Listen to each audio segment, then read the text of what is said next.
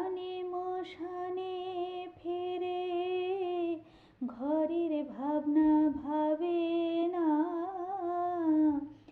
এবার আমার মা এলে আর উমায় পাঠাবো না, এবার আমার মা এলে বলে বলবে লোকে মন্দ, আমায় বলে বলবে লোকে মন্দ, শুনবো না,